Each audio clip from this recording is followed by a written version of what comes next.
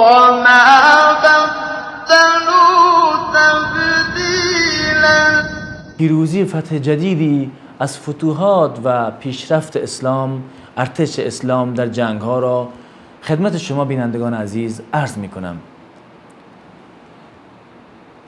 نیروی اسلام، ارتش اسلام وارد یک معرکه جدیدی، یک چیزی که تا الان برایشان ناشناخته شده بود می شوند.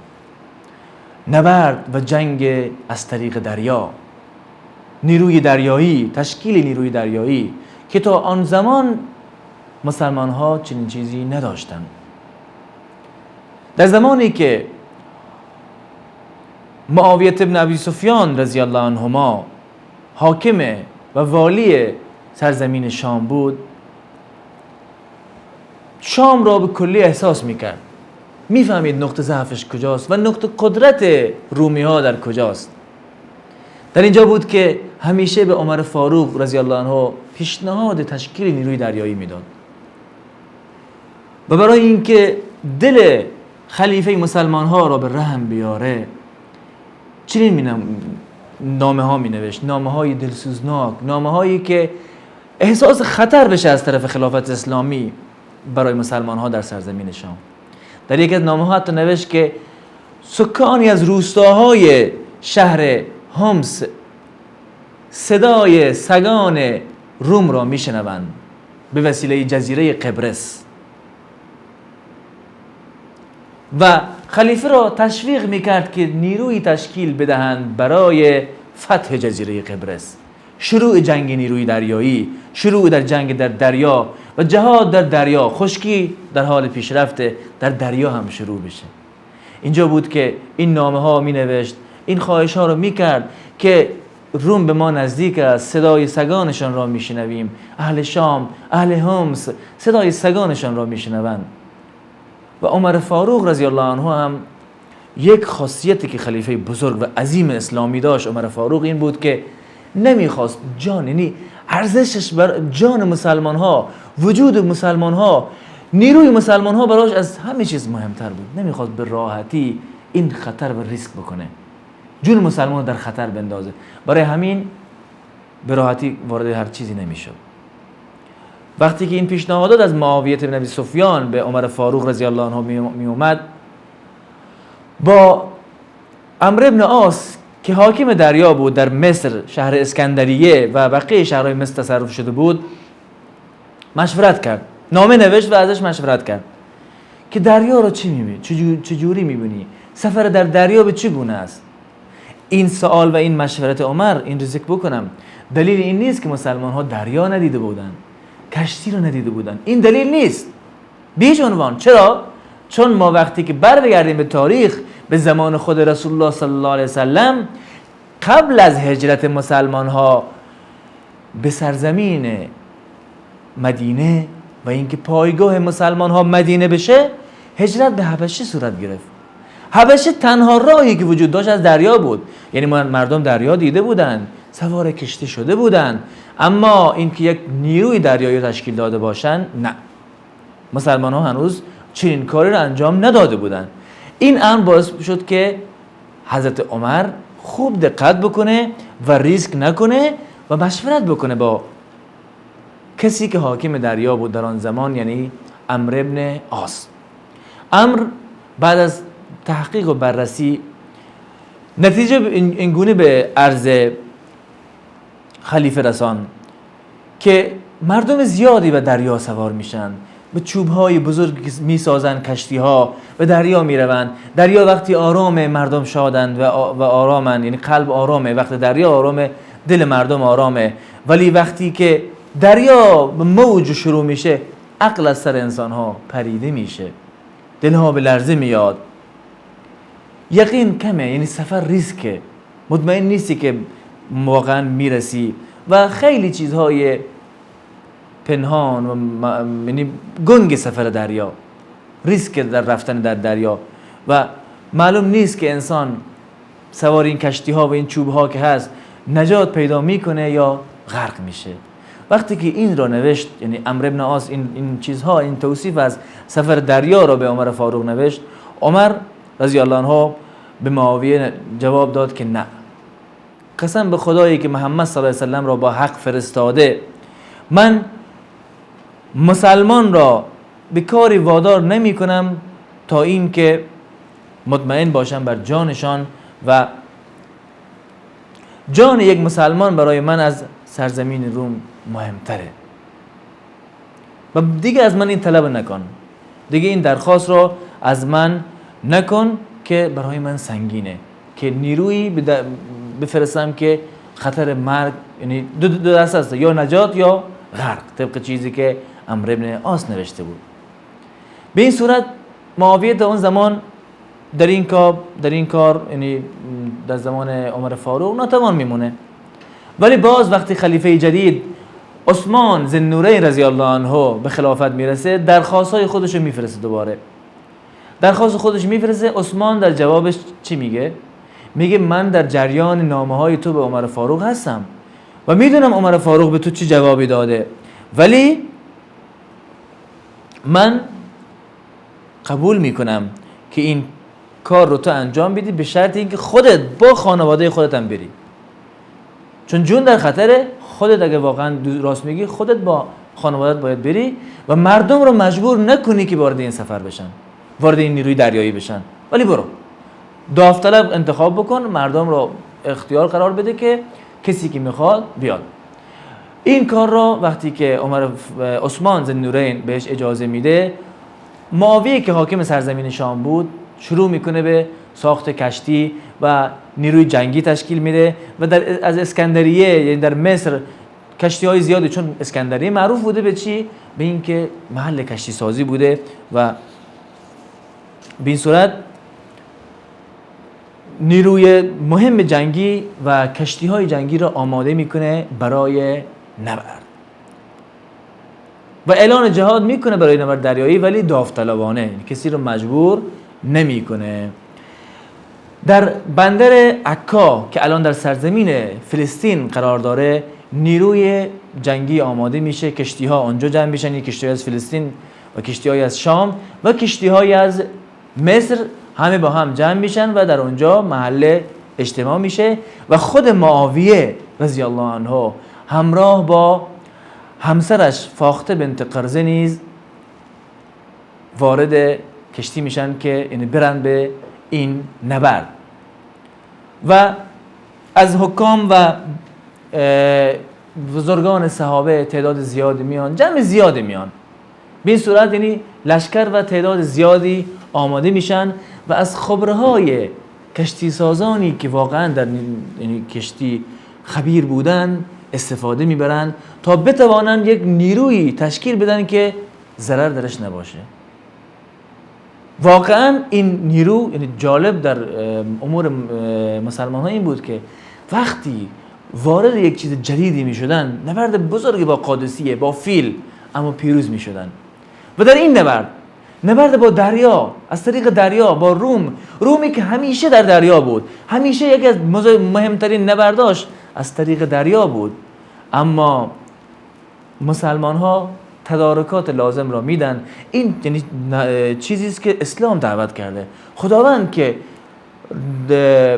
پروردگار دین و مسلمان و انسان هاست این چیز میگه، تویی که میخوای مردم رو از بندگی بنده و بندگی بت و عبادت بت ها برهانی و به یکتاپرستی دعوت بدی، تویی که میخوای شرک و بت پرستی و شیطان پرستی و این چیزا در دنیا بکنی، باید خودت آماده بکنی، نیروهای لازم رو به کار بری و اعدوا لهم ما استطعتم، آماده کنید چیزی که در توان دارید، از وسایل سواری، از نیزه ها، از ارتش، از همه چیز، تا اینکه چی؟ در جنگ ضرر نکنین، به پیش برین.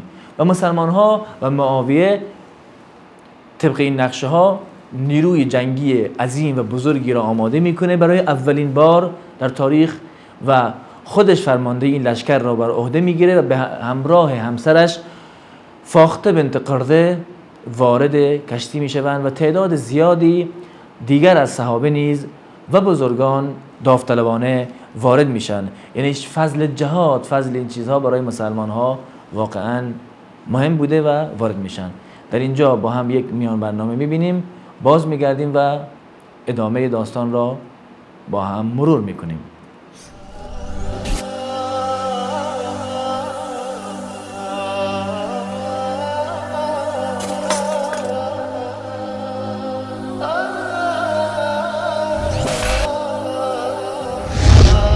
وصال حق، ندای حقیقت.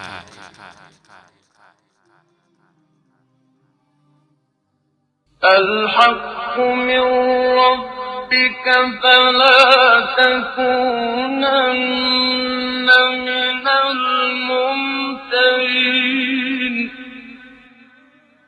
این فرمان حق از سوی پروردگار توست، بنابراین از تردید کنندگان مباش. با عرض سلام مجدد خدمت شما بینندگان عزیز.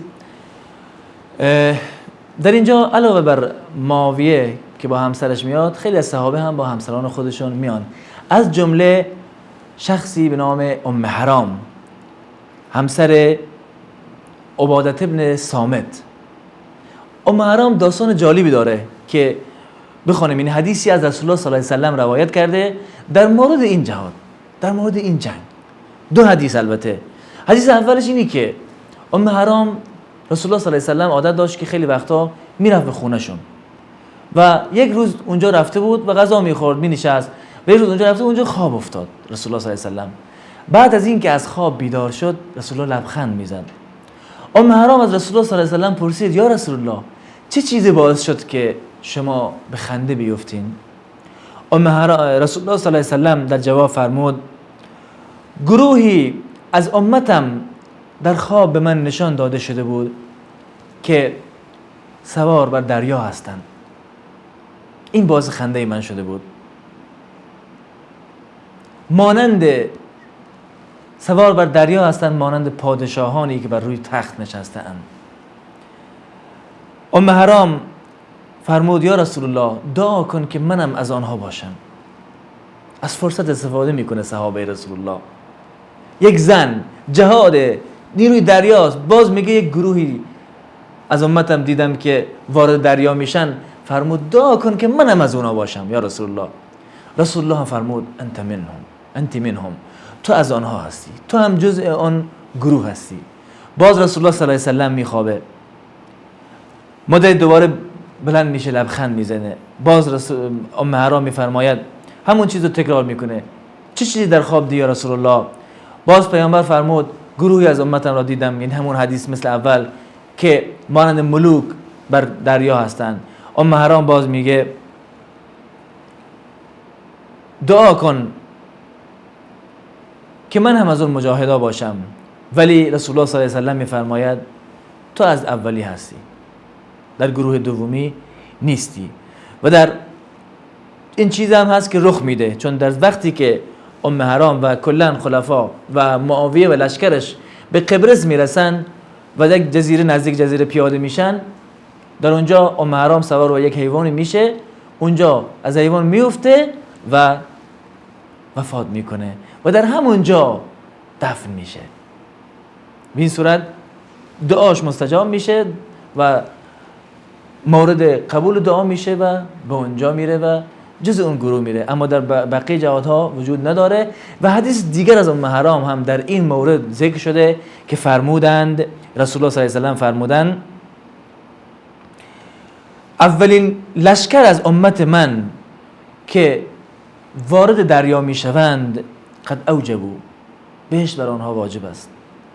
اولین لشکر من که با شهر قیصر یعنی قسطنطینیه به آنجا می جنگند، این اولین لشکری که حمله به شهر قیصر میکنند، بهشت بر آنها واجبه. یعنی دو دعا میکنه: اولین لشکری که وارد دریا میشن بهشت بر آنها واجبه و اولین لشکری که به شهر قیصر حمله میکنند بهشت بر آنها واجبه. این هم دعایی بود که شامل این لشکر و نیروی دریایی میشه که معاویه ابن ابی سفیان، ام حرام، همه اینها جزء این گروه بودن. برای همین فضل جهاد وقتی که برای صحابه، برای بزرگان ملاحظه بود، میفهمیدن که چه فضلی داره، شتافتن. گروه زیادی، تعداد زیادی آمدن و به کشتی ها پیوستند و نیروی بزرگی از مسلمان ها تشکیل داده شد و به سوی قبرس حرکت کردند.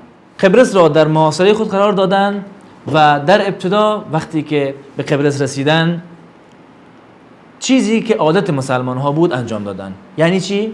یعنی عرضه کردن خواسته و طلب آنها، طلب مسلمان ها. به آنها گفتن، به اهل قبرس، که ما قصدمون این نیست که بیایم شما رو تصرف بکنیم، شما رو بگیریم و جزیرتون حکومت بکنیم. نه، ما اومدیم عقیدمون، دینمون رو به شما برسونیم. این اولین چیز ماست. دومین چیز، با شما صلح بکنیم، پرداخت جزیه بکنین و اگر این چیزا قبول نمیکنین وارد جنگ بشیم.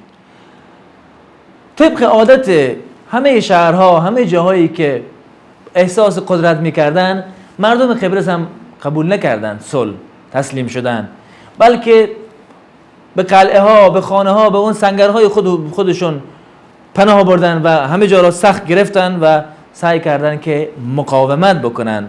ولی بالاخره فهمیدن که راهی نداره. طمعشون هم این بود که چون قبرس تابع ارتش روم بود و اصلا در نزدیکترین جزیره و جا برای شام، سرزمین شام یعنی فلسطین و سوریه و این مناطق، جزیره قبرس بود. اونجا بود که مثلا اگه جنگی صورت میگرفت نیروها می اومدن به اونجا، تازه نفس میشدن، دوباره میرفتن به شام، یا وقتی فرار میکردن میرفتن به قبرس. اینجا بود که وقتی که اینجا محاصره شد، اونها احساس کردن که الان نیروی کمکی از طرف روم میاد، چون اونها تابع روم هستن. اما دیدن که خبری نیست. روم خودش در حال شکست بود، در حال فرار از مسلمان ها بود و اونها وقتی دیدن خبری نیست، کم کم راهی ندیدن جز این که تسلیم بشن و رو به تسلیم شدن آوردن و صلح کردن. شرطی قرار دادن، مسلمان ها هم شروطی قرار دادن. اما شرط اهل قبرس چی بود؟ این گفتن با هم صلح میکنیم ولی به شرط. مسلمان ها گفتن باشه به شرط. شرط اهل قبرس این بود که مسلمان ها تو صلحنامه‌شون این رو قرار ندن که شما، یعنی اهل قبرس، با روم درگیر بشه، چون اونها توان و طاقت درگیری با روم را ندارن. روم یک هم پیمان و اصلا اونها تابع روم بودن. حالا ما صلح میکنیم ولی ما با روم درگیر نمیشیم، ما را به معرکه و نبرد بر علیه روم نندازیم. این شرط ماست، شرط روم، یعنی شرط مردم قبرس. و شرط مسلمان ها چی بود؟ شرط مسلمان ها چندین شرط بود که مسلمان ها چون که صلح کردن، صلح شرشون رو از اونها کم بکنه، شرشون رو از شام کم بکنه. یعنی جایی نباشه که سنگری باشه برای رومی ها، ولی در عوض خب باش، شما آزادین، صلح میکنیم، از هم به هم کاری نداریم. ما هم اگه کسی به شما حمله کرد از شما دفاع نمیکنیم، شما از ما حمایت نمیکنید در نبرد با رومی ها، میگی ما رو درگیر نبرد خودتون با روم نکنید، خب ما هم از شما دفاع نکنیم.